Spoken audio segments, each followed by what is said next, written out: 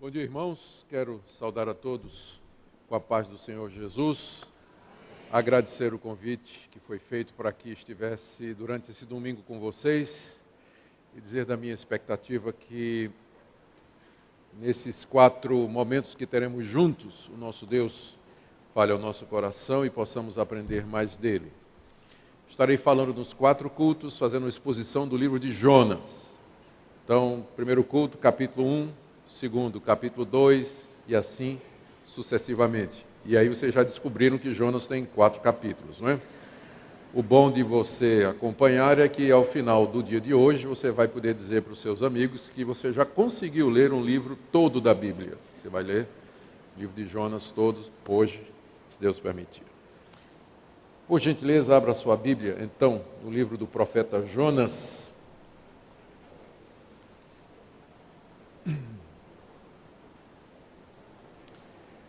Nós vamos orar mais uma vez, pedindo que Ele nos conduza, nosso Deus nos conduza na compreensão da Sua palavra. Pai querido, nós queremos agradecer-te pela oportunidade de começar a semana na Tua presença, juntamente com os irmãos, cantando os Teus louvores, lendo a Tua palavra, aprendendo mais a Teu respeito. Pedimos que Teu Espírito Santo nos conduza no conhecimento do Senhor. Que essas palavras que Ele inspirou sejam feitas eficazes, efetivas no nosso coração.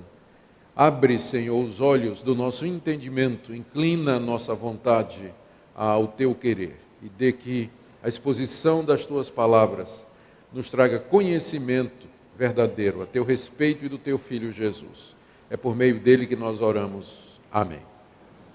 Vamos ler Jonas capítulo 1. Veio a palavra do Senhor a Jonas, filho de Amitai, dizendo: Dispõe-te, vai à grande cidade de Nínive e clama contra ela, porque a sua malícia subiu até mim. Jonas se dispôs, mas para fugir da presença do Senhor para Tarsis. E tendo descido a Jope, achou um navio que ia para Tarsis. Pagou, pois, a sua passagem e embarcou nele para ir com ele para Tarsis, para longe da presença do Senhor. Mas o Senhor lançou sobre o mar um forte vento e fez-se no mar uma grande tempestade. E o navio estava a ponto de se despedaçar. Então os marinheiros, cheios de medo, clamavam cada um ao seu Deus e lançavam ao mar a carga que estava no navio para o aliviarem do peso dela. Jonas, porém, havia descido ao porão e se deitado e dormia profundamente. Chegou-se a ele o mestre do navio e lhe disse: Que se passa contigo, agarrado no sono? Levanta-te, invoca o teu Deus, talvez assim esse Deus se lembre de nós para que não pereçamos. E diziam uns aos outros: Vinde e lancemos sortes para que saibamos por causa de quem nos sobreveio esse mal. E lançaram sortes e a sorte caiu sobre Jonas. Então lhe disseram: Declara-nos agora por causa de quem nos sobreveio este mal. Que ocupação é a tua? De onde vens? Qual tua terra? De que povo és tu? Ele lhes respondeu: Sou hebreu e temo ao Senhor, o Deus do céu, que fez o mar e a terra. Então os homens ficaram possuídos de grande temor e lhe disseram: Que é isso que fizeste? Pois sabiam os homens que ele fugia da presença do Senhor, porque ele o havia declarado. Disseram-lhe: Que te faremos para que o mar se nos acalme? Porque o mar se ia tornando cada vez mais tempestuoso. Respondeu-lhes: Tomai-me e lançai-me ao mar, e o mar se aquietará, porque eu sei que por minha causa vos sobreveio essa grande tempestade. Entretanto, os homens remavam, esforçando-se por alcançar a terra, mas não podiam, porque o mar se ia tornando cada vez mais tempestuoso contra eles. Então clamaram ao Senhor e disseram: Ah, Senhor, rogamos-te que não pereçamos por causa da vida desse homem, e não faças cair sobre nós esse sangue, quanto a nós, inocente, porque tu, Senhor, fizeste como te aprouve. E levantaram a Jonas e o lançaram ao mar, e cessou o mar da sua fúria. Temeram, pois, estes homens em extremo ao Senhor, e ofereceram sacrifícios ao Senhor, e fizeram votos. Deparou o Senhor um grande peixe para que tragasse a Jonas, e esteve Jonas 3 dias e 3 noites no ventre do peixe. Até aqui, queridos, a leitura da palavra de Deus. Por que o livro de Jonas? O livro de Jonas é muito mais do que aquela história tão conhecida, nossa, de um homem que foi engolido por um peixe. O livro de Jonas, ele revela muita coisa a respeito do nosso Deus. Na verdade, a estrela do livro não é Jonas, como às vezes a gente aprende na escola dominical e no departamento infantil, mas a estrela do livro é Deus. Esse livro foi citado 2 vezes por Jesus, particularmente o episódio do arrependimento dos ninivitas e também o episódio de Jonas ter ficado 3 dias e 3 noites no ventre do peixe. Você encontra essas referências em Mateus 12 e Mateus 16. Muita gente acha que esse livro é uma lenda, uma parábola, uma história que foi inventada com algum propósito. E até escritores pagãos da antiguidade zombavam da credulidade dos judeus e dos cristãos, porque achavam que era uma história inventada, não é? A partir, inclusive, de outros mitos pagãos que havia naquela época. Então, por exemplo, na mitologia grega, você tem a história daquele famoso herói chamado Perseu, que liberta Andrômeda do ventre de um monstro marinho. Tem a história de Hércules, que passou 3 dias no ventre de outro monstro marinho para salvar Alcione. Então, escritores pagãos como Porfírio e Juliano, eles zombavam dessa história, dizendo que aqui o que você tem, na verdade, é uma lenda, é um mito igual àqueles mitos pagãos que você encontra em outros povos. E há, inclusive, estudiosos cristãos que defendem que o que nós temos aqui não é história, mas é uma narrativa lendária ou mitológica que tem algum propósito espiritual ou teológico. Por quê? Bom, primeiro porque os milagres não são razoáveis, convenhamos, né? Um peixe engolir um homem, nós sabemos que não existe isso não é uma coisa que parece factível, a gente não vê isso em todo lugar, não só engolir o homem, mas o homem sobreviver 3 dias e 3 noites dentro do peixe. Depois uma cidade inteira se converter, a cidade de Nínive inteira se converteu, isso não parece razoável. Uma planta que nasce do dia para o outro, né, sobe, forma uma ramada e no dia seguinte morre, né, tudo isso parece não muito racional, não é alguma coisa que a gente vê todos os dias. Além disso, o capítulo 2, que nós vamos ver também hoje de manhã, no segundo culto, ele está na forma de uma poesia, está dizendo que é uma oração, mas a estrutura na língua hebraica é claramente de uma poesia, como se fosse um salmo. Não parece ser alguma coisa que alguém na barriga de um peixe comporia um salmo, né? Então, como é isso? Então, essas coisas e outras têm levado alguns estudiosos a dizer que o livro de Jonas, na verdade, é uma história inventada, é uma lenda, é um mito, e que isso não atrapalha o objetivo do livro, porque tem um fundo moral, o livro tem uma mensagem que é mostrar quem Deus é, e se aconteceu ou não, isso não vai fazer muita diferença. Eu estou só explicando o que é que esse pessoal acha, viu, gente? Porque eu estou vendo gente aí fazendo assim, eu não acredito nisso, eu sou o contrário disso aqui, tá? Eu estou só explicando o que é que eles dizem, tá? Para nós, não há nenhuma dessas dificuldades é impeditiva para recebermos o livro de Jonas como sendo um livro que está descrevendo fatos que correspondem à realidade, não é? Ou seja, o livro é histórico. O problema principal desse pessoal, entendo, não é com a narrativa e nem com os milagres que são descritos aqui no livro de Jonas, mas o problema deles é com Deus. Porque se o Deus da Bíblia existe, nenhum desses milagres aqui é alguma coisa impossível. Se o Deus da Bíblia, que do nada fez todas as coisas, qual a dificuldade dele preparar um peixe que possa engolir um homem, dele tocar no coração de uma cidade inteira e fazer com que plantas cresçam miraculosamente da noite para o dia? Então, o problema desse pessoal não é com o livro de Jonas, mas com Deus. E aqui nós já temos um ponto importante, e esse é um ponto central no livro de Jonas, que apresenta Deus como sendo o Criador de todas as coisas, o Senhor e o soberano de toda a criação, inclusive dos homens.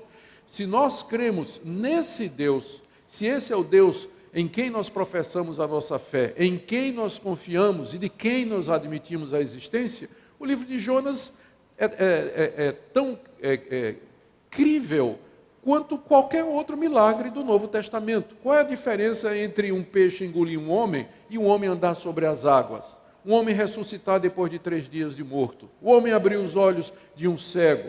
Ou no Antigo Testamento, um homem abrir o mar. Ou durante 40 anos cair pão do céu para alimentar uma multidão. Então, no fim, o problema não é Jonas. O problema é o que as pessoas pensam a respeito de Deus e a concepção de Deus que elas têm. Se o Deus da Bíblia é verdadeiro, não só o livro de Jonas é histórico, mas tudo mais que está relatado nele. Todos os grandes milagres realizados no Antigo Testamento e os milagres do Novo, e de todos o milagre mais importante, que é a ressurreição de Cristo, como nos é narrado nos Evangelhos. Segunda coisa, qual é o problema de Jonas ter narrado a sua oração na forma de uma poesia no capítulo 2? É claro que ele não se expressou dessa forma quando ele estava no ventre do peixe, porque o livro foi composto depois, e era perfeitamente natural que os judeus, eles expressassem os seus sentimentos na forma poética, como nós vamos encontrar nos Salmos, mas mais sobre isso no segundo culto. Além disso, há indícios no Antigo Testamento da historicidade de Jonas, lá no livro dos Reis, no segundo livro dos Reis, no capítulo 14, é mencionado um profeta Jonas, filho de Amitai, então é o mesmo daqui, que profetizou que Deus haveria de livrar Israel do domínio da Síria e restabelecer os seus limites, fato que aconteceu. E tem lendas na mitologia grega de gente indo para o fundo do mar libertar outras pessoas, é verdade. Mas aqui nós temos uma dificuldade. Nós temos um problema que geralmente é causado pelo preconceito. O livro de Jonas é muito antigo. Por que as pessoas dizem que o livro de Jonas se inspirou nos mitos gregos? Não podia ser o contrário. É um problema de datação. Nós temos mais convicção da datação do livro de Jonas, tem mais manuscritos e provas do livro de Jonas e da sua autenticidade e antiguidade, do que, por exemplo, dos escritos de Homero, que é onde tem esses relatos pagãos de Teseu, de Hércules e assim por diante. Enquanto que nós temos manuscritos datando de poucos anos antes de Cristo, do livro de Jonas, de Homero nós temos referência feita por outros autores que datam aí do século IV, do século V, que preservaram algumas dessas histórias. Então, por que dizer que Jonas foi influenciado por Homero? Não podia ser o contrário? Ou diga, as histórias atribuídas a Homero se inspiraram na literatura hebraica, por exemplo? Então, é tudo uma questão de comparação, datação e cronologia, que sempre vai ter as suas dificuldades, porque nós dependemos de descobertas. Mas para nós o que é mais importante é que o Senhor Jesus, ele se referiu a esse livro como sendo histórico. Ele primeiro disse que, assim como Jonas esteve 3 dias e 3 noites no ventre do peixe, assim ele estaria também no ventre da terra, uma referência à sua morte e ressurreição. Ele menciona o arrependimento dos ninivitas em Mateus 12, dizendo que, assim como os ninivitas se arrependeram com a pregação de Jonas, eles terão no dia do juízo autoridade para servir de testemunha contra aquela geração da época de Jesus que não se arrependeu com a pregação de Jesus. E mais do que isso, Jesus disse lá em Mateus 12, eu sou maior do que Jonas. Ora, se Jonas não é uma figura histórica, essa comparação de Jesus cai no vazio, ela não faz sentido. Então, o que está em jogo não é apenas assim, tanto faz se o livro de Jonas é uma parábola, se é uma história, se é um mito, uma lenda. Não, não. O que está em jogo é muito mais do que isso, porque se o que está ali não é história, você deixa Jesus desacreditado, você deixa a pregação da ressurreição sem uma analogia, sem uma base para a analogia histórica, e uma série de outras portas abertas para que a gente questione não somente o livro de Jonas, os milagres que nele estão, mas todos os demais milagres que nós encontramos no Antigo Testamento e no Novo. Portanto, nós olhamos e recebemos o livro de Jonas como sendo um livro que relata ou que corresponde a fatos que aconteceram na história antiga, no tempo e no espaço. Eu penso que essa observação ela é necessária porque aqui nós colocamos o contexto no qual nós vamos interpretar o livro de Jonas. E quem foi ele? Nós não sabemos muita coisa a respeito de Jonas. Diz aí o verso 1 que ele era filho de Amitai, da tribo de Zebulon, da cidade de Gat-Hefer. Isso está na referência no livro dos Reis. Isso era no Reino do Norte. Se ele é o Jonas que é mencionado no segundo livro dos Reis, ele viveu durante o reinado do rei Jeroboão II, que é um dos mais antigos, se não um dos primeiros grandes profetas de Israel. Ele veio logo depois de Eliseu e é próximo ali de Amós e de Oséias. Ele viveu antes de Isaías, antes de Jeremias e certamente antes de Ezequiel. Ele viveu numa época em que a nação de Israel estava desfrutando de uma grande prosperidade econômica e nacional, apesar da enorme idolatria. É o que acontecia no período de Jeroboão II. Deus havia abençoado a nação com prosperidade, mas o rei Jeroboão II desviou a nação para a idolatria.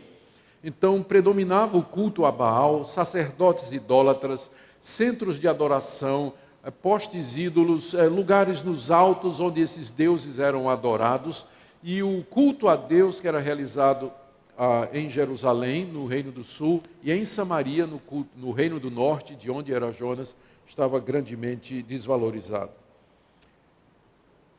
Jonas profetizou a vitória contra a Síria, e essa vitória havia acontecido. Jonas era uma espécie de herói nacional, ele era conhecido da nação de Israel por conta dessa predição. Outra coisa que a gente sabe de Jonas é que ele é o único profeta do Antigo Testamento que foi enviado para pregar num país distinto, num país pagão. Isaías profetizou em Israel, Daniel, na verdade, ele estava na Babilônia, mas ele não é considerado na Bíblia hebraica como profeta, tanto é que o livro dele não aparece entre os profetas, mas entre os livros históricos. Você encontra Jeremias sendo enviado à própria nação de Israel, Amós sendo enviado à nação de Israel. Todos os profetas foram enviados para falar ao povo de Deus. Jonas é o único a quem Deus diz: vai para uma terra pagã, um povo distante, vai para os gentios proclamar a minha palavra. Não admira que ele não queria ir, não é? Mas como assim? Um profeta de Israel sendo levantado para falar, profetizar numa outra nação? Aquilo era tudo muito estranho, não tinha acontecido antes. Jonas foi o pioneiro disso. Jonas era um homem temente a Deus. Isso fica claro quando a gente lê o livro como um todo.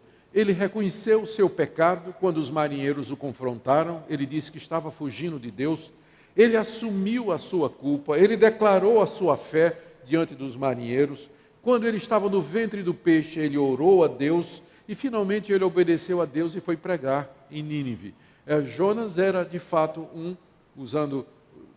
correndo o risco de dizer uma impropriedade, não é? Um anacronismo. Jonas era um crente de verdade, não é? Ele era um crente de verdade, como nós somos hoje também. Era fiel a Deus e queria fazer a vontade de Deus. Mas Jonas lutava com uma raiva muito grande que ele tinha dos ninivitas e dos assírios. Havia um rancor no coração de Jonas contra aquele povo. E o seu senso de justiça o impediu de obedecer a Deus a primeira vez, porque ele não considerava justo que Deus mandasse o anúncio do arrependimento e da salvação para os assírios, para os pagãos, que era um povo que estava crescendo no horizonte internacional, como sendo a maior potência da época. A Síria já tinha feito incursões no Reino do Norte, já havia tomado algumas partes do território de Israel, já havia matado alguns israelitas, e os judeus tinham uma raiva especial. Se os judeus não gostavam dos pagãos em geral, não gostavam dos assírios em particular. E Nínive era uma das grandes capitais da Síria. E agora Jonas é chamado para anunciar a palavra de Deus aos inimigos do povo de Deus e que já tinham causado tanto mal ao seu povo. E Jonas lutava com esse senso de justiça, lutava com o desejo de vingança e com a sua natural falta de perdão. Aqui você encontra um crente fiel e verdadeiro, mas assolado por essas paixões, lutando no seu coração contra a raiva, contra a mágoa, contra o senso de justiça, contra a vingança e assim por diante. É um quadro bastante familiar, não é? Por que Jonas escreveu esse livro? Que ele é o autor do livro. Ele escreveu esse livro para contar os fatos, né, que aconteceram com ele, com o objetivo de serem lidos pelo seu próprio povo na sua terra. E Jonas quer nos ensinar alguma coisa sobre Deus. O livro traz temas centrais da fé em Deus para os judeus. Primeiro, o livro mostra a soberania de Deus sobre toda a criação. Aqui no livro de Jonas, Deus aparece como sendo o Deus que fez o mar e a terra. Ele diz isso no capítulo 1, verso 9. E tudo obedece a Deus nesse livro. O vento obedece a Deus, está dito que Deus mandou um vento impetuoso, está aí no capítulo 1, verso 4. O mar obedece a Deus, o mar se encapela, vem uma grande tempestade. O peixe obedece a Deus, está dito lá que Deus preparou um grande peixe, 1:7 e 2:10. A planta obedece a Deus, o verme obedece a Deus. Todos se curvam diante de Deus, os marinheiros se curvam diante de Deus, os ninivitas se curvam diante de Deus, enfim, tudo no livro obedece a Deus, menos o crente. Jonas é o único ser que aparece no cenário do livro que desobedece a Deus. Tudo mais obedece a Deus. Então, o livro fala da soberania de Deus, do seu governo, da sua autoridade sobre sua criação. Mas fala também do amor de Deus por essa criação, especialmente pelos povos. Deus amava não somente a nação de Israel, mas inclusive os inimigos da nação de Israel. A sua compaixão fica clara quando ele perdoa os marinheiros, quando ele aceita a renúncia de Jonas, quando ele acalma o mar para que os marinheiros não pereçam. A sua misericórdia é clara quando ele perdoa a grande cidade de Nínive, quando eles se arrependem. A sua misericórdia é clara quando ele prepara um peixe para salvar o profeta do afogamento. Deus não somente é soberano sobre todas as coisas, mas ele é também um Deus de amor e de misericórdia. É isso que aparece no livro de Jonas. O livro também fala da necessidade de arrependimento. Jonas se arrependeu na barriga do peixe. Os marinheiros se arrependeram da sua idolatria. Os ninivitas se arrependeram dos seus pecados.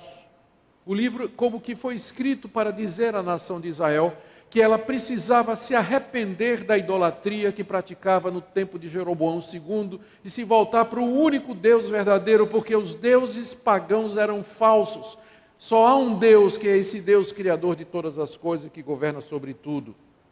O livro fala da certeza do perdão de Deus quando nós nos arrependemos, e também fala do pecado de hipocrisia. Jonas estava preocupado com uma plantinha que cresceu durante uma noite e lhe dava sombra, mas ele não tinha a menor compaixão com a cidade de Nínive, onde estavam centenas de milhares de pessoas que não conheciam a Deus. O livro, então, é um desafio para nós. Nós somos como Deus, perdoador, misericordioso, amoroso, disposto a receber e perdoar aqueles que o buscam, independentemente do que foram e do que são. Nós temos compaixão pelas pessoas. O livro termina, Jonas termina mal na fita. Lá nós vamos ver no capítulo 4 que o livro parece que fica faltando um final. Porque termina com a pergunta de Deus para Jonas, depois de Deus ter confrontado o profeta. Você está com pena dessa planta que você não plantou e que você não regou e não é responsável por ela. Será que eu não tenho o direito de ter compaixão da grande cidade de Nínive, onde há milhares de pessoas e também animais? E o livro termina aí sem uma resposta. Como que se o livro pedisse uma resposta de nós. Que o leitor, ao chegar ali no final, ele desse essa resposta, ele se visse ali na pessoa de Jonas e respondesse se ele, a semelhança de Deus, ele é capaz de perdoar os inimigos, de amar as pessoas, de perdoar os seus pecados e se reconciliar com elas. Essa é a mensagem do livro de maneira geral. Vamos então, queridos, para o capítulo 1 e vamos em detalhes, ver o que nos é ensinado aqui a respeito de Deus. Aqui nós vamos, o título desse capítulo é Deus chama. No capítulo 2, Deus ouve.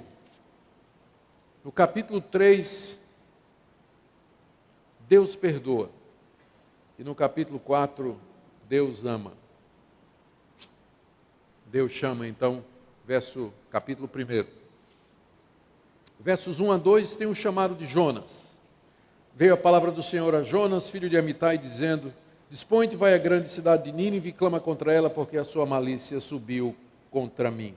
Não nos é dito de que maneira Deus falou a Jonas, mas nós sabemos que Deus costumava falar aos profetas de muitas maneiras que ele não usa mais. Como diz lá o livro de Hebreus, tendo Deus outrora falado muitas vezes, de muitas maneiras, aos pais pelos profetas, nos últimos dias nos falou pelo seu Filho.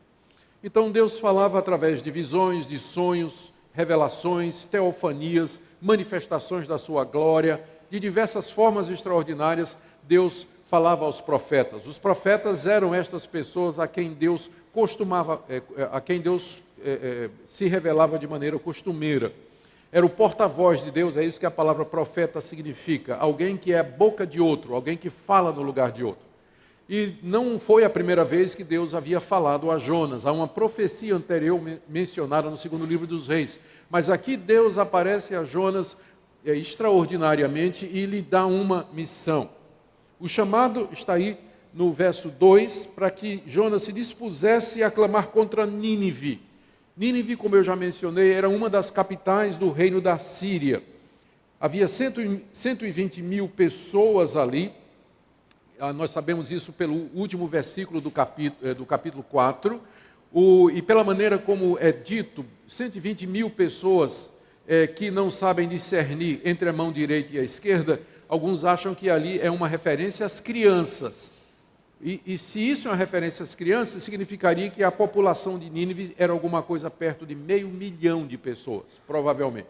Era uma grande cidade, era uma grande potência naquela época, que se erguia no cenário mundial pela força militar. Estava a 800 quilômetros do norte de Israel. Ou seja, se Jonas tivesse obedecido, ele tinha que vencer 800 quilômetros, a pé, no lombo de camelo, ou de alguma forma, já que não tinha possibilidade marítima de chegar até lá. Seria uma longa viagem. E a razão que Deus está mandando Jonas pregar lá na capital da Síria, 800 quilômetros ao norte, está aí no verso 2. Clama contra ela, porque a sua malícia subiu contra mim. A palavra malícia, no hebraico, significa também maldade, e talvez é esse o significado. A maldade dos assírios já tinha chegado a um ponto que havia provocado a ira de Deus e a sua justa retribuição. Os assírios eram cruéis e maldosos, eles tinham uma poderosa máquina de guerra, e eu me lembro quando criança, meu pai me deu de presente uma coleção chamada Tesouro da Juventude. Cada volume dedicava a alguma área do conhecimento, e tinha alguns volumes sobre história. E eu gostava de ler a história antiga, e eu me lembro muito bem de uma gravura que tinha, quando falava a respeito da Síria, da Babilônia, do Egito, das grandes civilizações e culturas orientais da antiguidade. Tinha a gravura de um soldado assírio, com o pé no pescoço de outro soldado que ele tinha derrotado no campo de batalha, e arrancando a língua com a mão do soldado vencido, né? Era essa a crueldade. Os assírios eram conhecidos pela crueldade. Eles não faziam reféns, matavam, exterminavam a todos. Então, chegou um ponto que Deus disse ao profeta: a maldade da cidade já subiu até mim. Eles já chegaram num ponto em que eu vou agir agora, mas eu quero que você vá lá e clame contra aquela cidade. E aí Jonas exerceu o seu livre-arbítrio, não é? Fugiu. É o que acontece, né? Tem livre-arbítrio, né? Fugiu. Pena que Deus não respeitou o livre-arbítrio de Jonas, nem veio atrás dele. Mas aqui você tem Jonas exercendo o seu livre-arbítrio e dizendo: não, eu não vou não, né? Vou embora. E Jonas se dispôs, mas ele se dispôs foi para fugir, né? Veja a ironia. No verso 2, dispõe-te e vai. Verso 3, Jonas se dispôs, mas para fugir da presença de Deus. Ele queria fugir do chamado de Deus, ele queria fugir do próprio Deus. Ele não queria atender. E aí ele foi no sentido contrário a Nínive. Diz aí no verso 3 que ele fugiu para Tarsis e desceu a Jope e achou um navio que ia para Tarsis. Se você olhar no mapa, é mais ou menos o seguinte: você está aqui no norte de Israel, Deus diz, vai a Nínive, 800 quilômetros ao norte, lá na Mesopotâmia. Aí o que é que Jonas faz? Ele vai para a costa, ele vai para o porto mais próximo, que é Jope, para ir para Tarsis, que ficava 1000 quilômetros ao sul da Espanha. Ele está fazendo o caminho exatamente o contrário que Deus disse para ele que ele tinha que fazer. Ele quer sair, ele não quer obedecer a Deus, ele quer ir embora. As causas que levaram Jonas a fazer isso, ele mesmo diz no capítulo 4, verso 2, quando os ninivitas se convertem, aí Jonas disse, eu sabia que ia dar nisso. Era exatamente isso que eu não queria que acontecesse, que os ninivitas se convertessem, porque agora o Senhor vai perdoar. Eu queria que o Senhor tacasse fogo do céu desse povo. Então, Jonas sabia que Deus era clemente, que Deus era misericordioso, e que se ele fosse pregar em Nínive, vai que os ninivitas se arrependem, e Jonas conhecia Deus, Deus iria perdoar. E isso Jonas não queria. Jonas queria a destruição dos inimigos dele. Jonas tinha uma mágoa, ele tinha um desejo de vingança, um senso de justiça. Não faz sentido, Deus, o Senhor perdoar esse povo tão mal. O Senhor tem que acabar com eles. Então eu sei que se eu for lá, o Senhor vai perdoar esse povo. Então eu vou embora. Eu vou para o outro lado porque eu não quero que esse povo se converta. É o primeiro evangelista que eu vejo fazer o contrário. Mas tem gente assim, que acha que a misericórdia de Deus é para quem merece. Tem gente bastante seletiva. Quer que todo mundo se converta, mas meu vizinho que fica tocando funk paulista até 2 da manhã, não. Esse aí eu quero que vá para o inferno mesmo. Isso aí não pode se converter. Não vou nem convidar para ir para a igreja. Não falo nem com ele.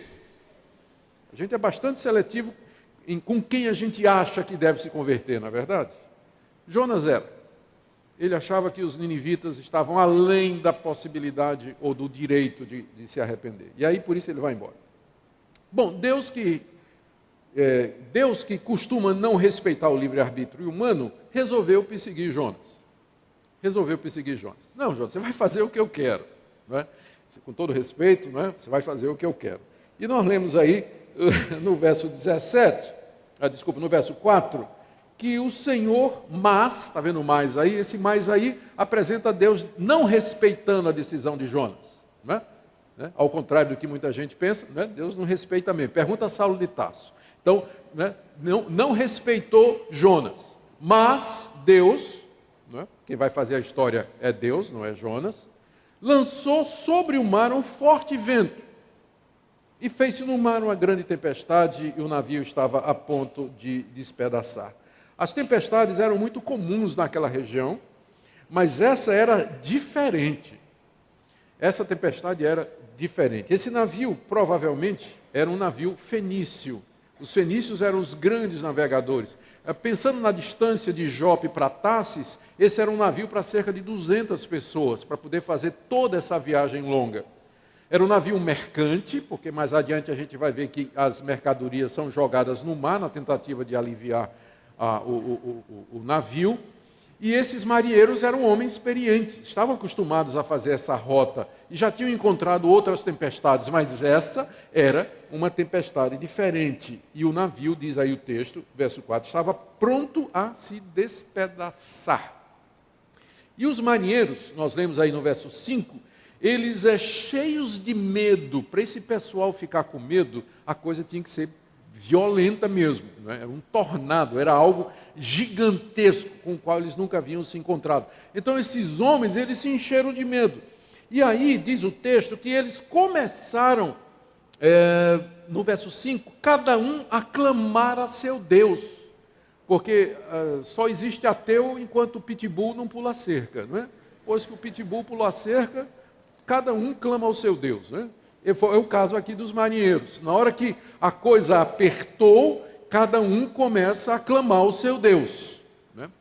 Começa a clamar no que eles acreditavam. Se eles eram fenícios, e provavelmente eram, havia toda uma pletora de deuses, todo um panteão de divindades, né, das religiões fenícias, que adoravam especialmente os deuses relacionados com o mar, né, já que essa era a vocação dos fenícios, né, e muitas outras divindades locais e relacionadas com conquista e guerra.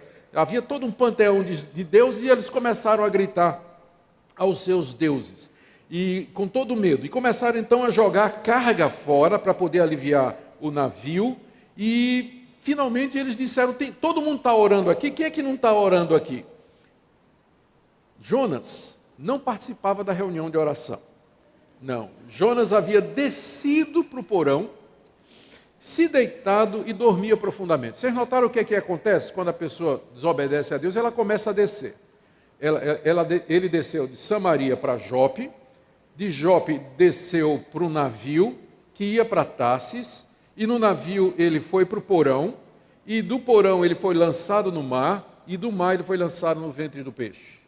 Então, quando a gente começa a desobedecer a Deus, é só ladeira abaixo, né? Só ladeira abaixo. E Jonas aqui está no processo de descer, né? Ele havia descido agora, primeiro ele desceu para Jope, diz aí o verso 3, né? Ele desceu para Jope, e agora ele desce para o porão do navio, e aí ele está dormindo profundamente. Mas os marinheiros, eles estavam dispostos a descobrir o porquê daquela tempestade, porque eles tinham percebido que não era uma tempestade comum, havia alguma coisa sobrenatural por detrás daquela tempestade. Será que eles haviam ofendido algum daqueles deuses? Será que eles tinham incorrido na ira de alguma divindade? E aí o grão-mestre do navio, o capitão, encontra Jonas dormindo, verso 6, e diz, o que está acontecendo com você? Levanta-te, invoca o teu Deus, talvez assim esse Deus se lembre de nós, para que não pereçamos. O capitão queria acabar com todas as possibilidades, né? Algum Deus está ofendido, porque essa tempestade não é natural, não são causas naturais, mas algum Deus está ofendido, e quem sabe esse passageiro aqui sabe o que é que está acontecendo. E ele então convoca o Jonas para que ore. Queridos, é tão constrangedor quando um descrente vem fazer isso com um crente, não é? E a gente podia contar tantas histórias de crentes, membros de igreja, evangélicos, que são repreendidos por descrentes, que estão certos e o crente está errado. Às vezes no trânsito, às vezes no trabalho. É tão ruim você estar trabalhando, você se diz evangélico e o seu patrão chega para você e lhe dá uma bronca, não é? E geralmente vai para assim, mas você não disse que é crente? Você não disse que teme a Deus? Ou então alguém chega para você completamente desesperado, agoniado, inquieto, ansioso, e diz, mas você não sempre estava falando comigo, dizendo que o seu Deus é o Deus que cuida de você, que Deus proverá, que o Senhor é o meu pastor, nada me faltará. É tão triste, não é, quando isso acontece, e a gente vê uma situação constrangedora aqui, um pagão politeísta chegando para um profeta de Deus e dizendo, por que você está dormindo numa hora dessa? Por que você está indiferente a isso tudo? Invoca o teu Deus, ora, busca essa presença, a presença desse Deus. E aí, não é dito que Jonas orou. No verso 7, o que você encontra é os marinheiros resolvendo então fazer uma coisa que era muito comum naquela época no Antigo Oriente. A vontade dos deuses era manifesta através do lançar sortes. Em Israel havia essa prática também. O sacerdote tinha uma estola, onde havia o Urim e o Tumim, que eram pedras preciosas que representavam as tribos de Israel, e essas pedras elas funcionavam como uma espécie de dado, que era jogado para saber a vontade de Deus. Isso era feito na nação de Israel também, era um costume no Antigo Oriente. Os marinheiros disseram, vamos lançar sorte para saber quem é a pessoa que está causando a ira dos deuses. E Deus usou esse sistema para apontar quem? Jonas. Os marinheiros lançaram sorte e a mão de Deus foi em cima. Ou seja, Jonas está descobrindo de que não adianta fugir de Deus, ou querer fugir de Deus. Ele vai usar tudo, ele tem todos os recursos do mundo, ele tem o mar à disposição dele, tem o vento à disposição dele, o coração dos homens à disposição dele, a disposição dos dados está na mão dele. Quem pode fugir de um Deus como esse? E Jonas está começando a descobrir isso aqui, não é? E aí os marinheiros, no verso 8, nós lemos, confrontam Jonas. Jonas é apanhado e declara-nos, verso 8, por causa de quem nos sobreveio esse mal? Que ocupação é tua? E aí vem um interrogatório, imagino Jonas ali, e o capitão, o grão-mestre e os marinheiros, né, cercando Jonas ali, dizendo, a culpa é sua. Agora, mas por quê? O que é que você fez? Olha a resposta de Jonas no verso 9. Eu sou hebreu, e eu temo ao Senhor, o Deus do céu, que fez o mar e a terra. Agora, veja a incoerência. Se ele geralmente nas passagens do Antigo Testamento e do Novo, quando fala de Deus como Criador, se diz assim, ele criou a terra, o mar. Geralmente a terra vem primeiro e o mar vem depois. Jonas achou por bem colocar o mar primeiro. Deus criador do mar e da terra. Agora pensa bem, se ele é o criador do mar e da terra, por que é que você escolheu fugir dele de navio? Se ele é o Deus do mar, como é que você acha que você vai fugir dele, pegando um navio? Não é? Daí, quando os marinheiros ouviram a declaração de Jonas, que o Deus dele era o Deus do mar, criador de todas as coisas, então, verso 10, os homens ficaram possuídos de grande temor e disseram, o que é isso que você fez? Como é que você afronta o Deus que fez o mar? E você tenta fugir dele no navio, e logo o nosso navio, colocando em risco toda a nossa vida, a carga e tudo mais. Não admira que esses homens, então, ficaram tomados de grande medo, né? O verso 4, o verso 5 diz que eles ficaram cheios de medo. Mas agora, no verso 10, eles estão possuídos de um grande medo. A coisa vai escalando, não é? E o que te faremos então?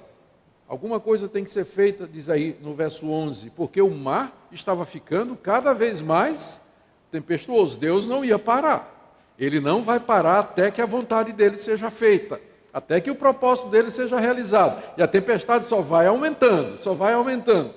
E Jonas, então, no verso 12, ele assume a responsabilidade. Como nós dissemos no começo, Jonas era, de fato, um homem crente, lutando com o pecado no seu coração, mas ele era crente.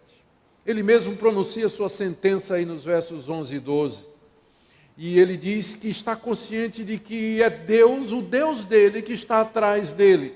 Por isso ele diz no verso 12, me joguem no mar, e veja a confissão no final do verso, eu sei que por minha causa vos sobreveio essa grande tempestade.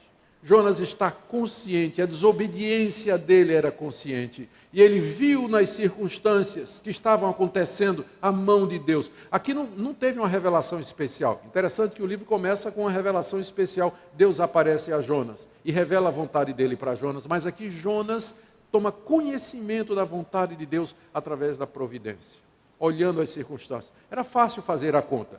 Uma tempestade que era incomum naquela região. Uma tempestade de todas essas proporções. Quem é que no navio, só tinha um Deus, que era o Deus de Jonas, ele sabia disso. Os deuses daqueles marinheiros não havia, era imaginação humana, não é? E só tinha um Deus verdadeiro. Então esse Deus estava por detrás disso, porque ele controla todas as coisas. Se ele está vindo contra o navio, é que ele tem algum propósito. E qual seria o propósito que Deus teria? É fácil somar 2 mais 2, Jonas chega à conclusão, a tempestade está vindo por minha causa, porque eu estou fugindo de Deus. E via de regra é assim que a gente conhece a vontade de Deus no dia a dia. Não precisa de revelação especial, é só você somar 2 mais 2, veja o que que Deus diz, quem Ele é, o que é que Ele quer e qual é o projeto dEle para nós aqui nesse mundo, e compare com sua vida, com suas decisões e com sua escolha. E aí você vai ficar claro. Não precisa de um anjo do céu dizer porque é que está dando tudo errado na sua vida. É você ver as suas decisões e o que é que Deus diz que Ele quer. Não precisa uma revelação, um sonho para você saber isso. Na hora, Jonas diz, a culpa é minha, eu sei o que é que está acontecendo. E para resolver, me joga no mar, porque Deus quer a minha vida. E Ele tá correto, Ele está certo, me joga no mar e tudo vai se acalmar. E aí os homens... Nós lemos do verso 13, que esses homens, eles não queriam fazer isso. Os homens remavam esforçando-se por alcançar a terra, o que sugere que essa tempestade foi logo depois que eles saíram de Jope, porque eles tinham esperança de, remando, alcançar a terra, não é? Então, logo que eles saíram do porto, a tempestade veio. Então, talvez desse para ver a terra, e eles achavam que remando podia chegar lá. Mas quanto mais eles remavam, verso 13, mais tempestuoso o mar ficava. Que não adianta brigar com Deus, é uma briga perdida. Não tem jeito. Ele domina tudo, todos, as circunstâncias, né? Os marinheiros não queriam jogar Jonas no mar. Eles não queriam matar Jonas, eles tentaram, não, vamos tentar mais uma coisa, vamos remar, para ver se a gente chega na terra. Mas quanto mais eles remavam, mais o mar se enfurecia. E, finalmente, verso 14, eles clamaram ao Senhor. Eles clamaram. Eles temeram a Deus, verso 16. Primeiro eles tiveram medo, depois foram possuídos de medo, e aqui no verso 16 diz, eles temeram ao Senhor em extremo. A gente não sabe se esses homens se converteram, mas é dito aqui, no verso 14, que eles oraram e chamaram Deus pelo seu nome, Yahweh. Ah, Yahweh, rogamos-te que não pereçamos por causa da vida desse homem, e não faças cair sobre nós esse sangue, quanto a nós inocente. Quer dizer, nós somos inocentes do que vai acontecer com esse homem, porque tu, Senhor, fizeste como te aprouve. Será que esses marinheiros ali reconheceram que o Deus de Jonas era o único Deus verdadeiro? Será que ali houve a conversão daqueles marinheiros como um prenúncio do que Deus ia fazer lá em Nínive? A gente não sabe. A dificuldade é porque eles eram politeístas. Politeísta é uma pessoa que acredita em muitos deuses. Então, se eles apenas creram no Deus de Jonas como sendo mais um Deus, não houve conversão. Para que houvesse conversão naquela época, a pessoa tinha que largar o politeísmo e se tornar monoteísta. Existe apenas um Deus, que é o Deus de Israel. Então, se esses marinheiros apenas acrescentaram o Deus de Jonas aos deuses nos quais já criam, então não há aqui uma conversão, mas há um reconhecimento aberto da existência desse Deus, do poder desse Deus e da supremacia dele sobre todos os demais deuses e as forças da natureza. Eu prefiro acreditar na conversão, até porque no verso 16 diz que esses homens temeram em extremo ao Senhor, ofereceram sacrifícios ao Senhor e fizeram votos a Deus. Quem sabe aqui, né, foi onde começou. Tem muitos episódios no Antigo Testamento de que pessoas fora da nação de Israel chegavam ao conhecimento do verdadeiro Deus. E aí esse conhecimento se espalha e vai avante, Deus na sua misericórdia, alcançando essas pessoas através da verdade. Mas o que importa aqui é que Jonas finalmente é lançado no mar, verso 15, e diz que imediatamente o mar cessou a sua fúria, mostrando que a causa da tempestade era sobrenatural mesmo. Na hora que Jonas é jogado na água, então o mar se aquieta. E diz o verso 17 que Deus dá ordem, Deus preparou um grande peixe para engolir Jonas. Nós não sabemos que tipo de criatura era essa. Não é? Tem possibilidades, o tubarão-baleia, ou uma baleia-cachalote, ou qualquer outro peixe que Deus tenha desejado usar. Mas a verdade é que nós não sabemos que criatura era essa. E sem dúvida isso aqui foi um ato miraculoso. Foi mais uma intervenção de Deus na vida daquele profeta. Chegar ao final do capítulo 1, então, o que é que esse capítulo nos ensina? O que é que ele quer mostrar? Algumas coisas. Primeiro, Deus é Senhor de toda a criação. Ele é Senhor absoluto de tudo que existe. E Ele vê o pecado de todas as nações e requer que eles se arrependam. Às vezes nós pensamos que o nosso Deus, Ele é Deus somente dos cristãos. Mas Ele não é Deus somente dos cristãos, Ele é Deus de todos os povos. Ou seja, todos os povos lhe devem honra, respeito e adoração. É isso que Paulo diz em Romanos 1. em Romanos capítulo 1, que a glória de Deus, a sua divindade, a sua majestade, claramente se mostra por meio das coisas criadas, de maneira que estes homens são indesculpáveis. Eles têm esse conhecimento de Deus, que está espalhado na natureza e gravado no coração e na consciência de cada pessoa. Deus é Deus de todos, inclusive dos pagãos, e por isso Ele determina e convoca todos, toda a humanidade, a que se arrependa dos seus pecados, particularmente da idolatria, e que se volte para Ele em arrependimento para a salvação. Segunda coisa que o livro nos mostra é que Deus controla todas as circunstâncias. Ele manda a tempestade na hora certa, as sortes caem sobre Jonas, o peixe vem na hora certa, o vento lhe obedece. Deus está no controle de tudo. Crente não acredita nem em sorte e nem em azar. Crente não consulta horóscopo, ele não vai para astrólogo, ele não vai para cartomante, ele não lê a coluna de astrologia no Jornal do Comércio no domingo. Ele não olha para nenhuma dessas coisas, porque ele sabe que há um Deus que governa a história, mesmo nos detalhes menores e pequenos, que domina e guia toda a sua criação. É por isso que a Bíblia pode fazer promessas do tipo: todas as coisas cooperam para o bem daqueles que amam a Deus. Essa promessa só é verdade se Deus tiver controle e domínio de todas as circunstâncias, porque senão, como é que Ele vai fazer que todas as coisas cooperem para o bem do seu povo? Só se Ele tiver domínio sobre todas as coisas. Como Jesus disse, não cai um pardal no chão que não seja, ou uma folha no chão, que não seja da vontade do Pai Celeste, e até os cabelos da sua cabeça estão todos contados. E é isso que nos dá a confiança de todo dia descansar em Deus, mesmo que as coisas pareçam contrárias, as dificuldades da vida se levantem, as angústias batam na nossa porta, as contrariedades apareçam, o inesperado brote no nosso cotidiano, mas a nossa confiança é num Deus que tem controle de todas as coisas. Para nós a história tem começo, meio e fim. A história não é uma série de eventos randômicos, fortuitos, sem sentido e sem propósito. Pode ser que a gente não entenda certas coisas, porque a vontade diária de Deus para determinadas coisas é misteriosa, ela não nos é revelada. Mas uma coisa eu sei, que esse Deus que me ama, esse Deus que me chamou e com quem eu tenho uma aliança por meio de Jesus Cristo, Ele domina tudo e todos, nada me acontece por acaso, e se o mal, se a dor, se a angústia bate na minha porta, isso faz parte do plano e do propósito desse Deus que governa todas as coisas. Talvez lá na hora Jonas não entendeu, né, por que Deus está fazendo isso comigo. Quer dizer, ele sabia, né, mas Senhor, está pesado demais isso aqui. Mas depois vai ficar claro.